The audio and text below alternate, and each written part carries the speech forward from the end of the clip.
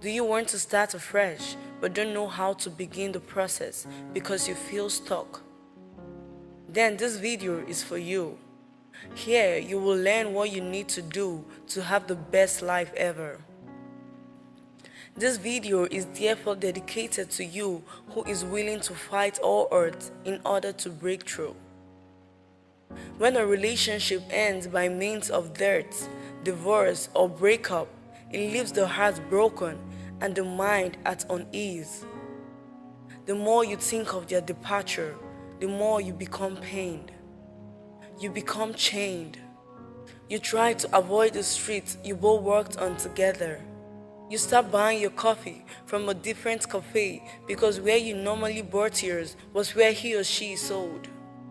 So any possible step taken into that shop would be like a bleeding, would be like a punch in your heart and a wound created by him or her. You start bleeding. And so you avoid everything that will remind you of him or her.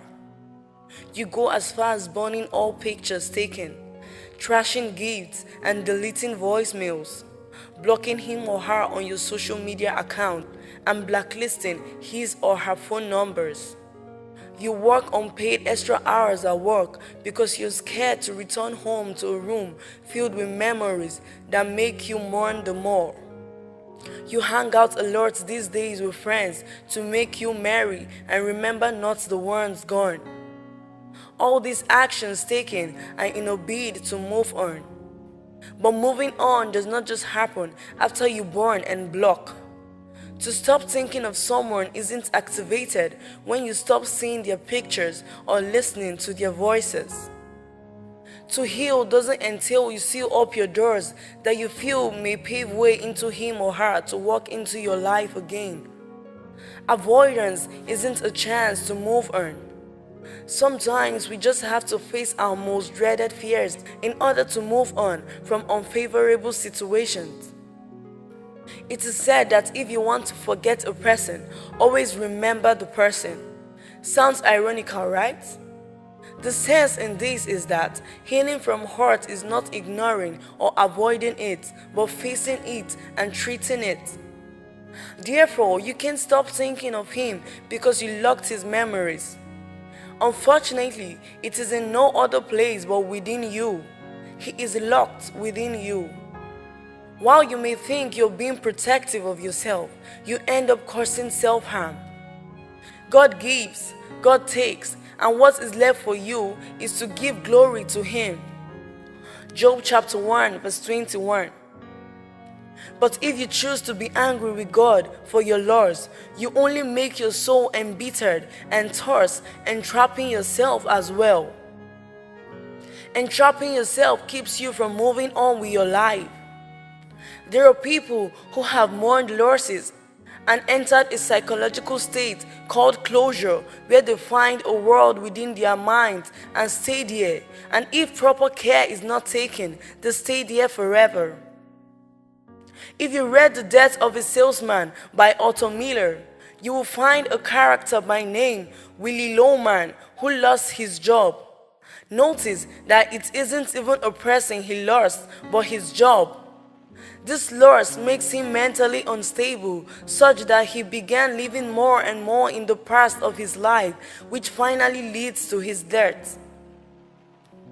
You have to move forward to the present goal that is attainable. Philippians chapter 3 verse 13. When she left you, you thought your world had ended, didn't you? But here you are, still thinking of her. You have been on several dates and you get no spark from them, and you're telling your friends that those girls aren't good for you, while you forget that what you're doing to yourself isn't good for you either. You're still clinging to the air, nothing less. Bygone is bygone, and it exists in the unobtainable past.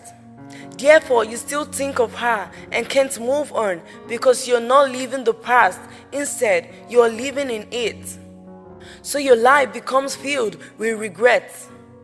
But note that letting go of your past pain doesn't guarantee the best of life. Nevertheless, it offers you a better life. A life you can change and become great.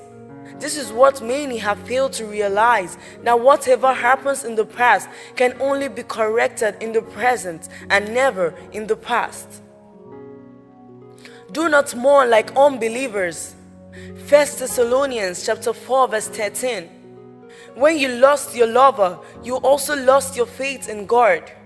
You cried and couldn't see a way out. Yes, I know you're tired of being on the bridal train. Tired of always being the one to catch the bouquet and hear people gush, "Oh wow, you'll be the next," for the umpteenth time. You want to have your teenage dreams of marrying a gentleman come true. You are frustrated and you are not moving on. Hatred. There's a thin line between love and hatred. When things go sour between two people, it will be shocking to see Romeo gloating over Juliet, but then it so happens. Dear child of God, there's no way you can hate someone for the love gone wrong done to you and expect a peaceful life. No way.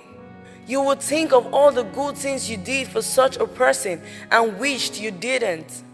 You will curse the day you met him or her, and when you see him or her, you would have the urge to spit on him or her. The pain becomes to the devil's advantage, so he sows the seed of hatred in you to overthrow the love you once had. You cannot stop thinking of someone if you keep a grudge against such a person. This calls for a reconciliation which can be derived from time, as in time healed, or in a talk where you get to tell the person how he or she has hurt you. This is a risky situation, but it will do you much good because there is a tendency that the person will never apologize, and this may in turn escalate the problem, but at the same time, you are likely to find peace from speaking out.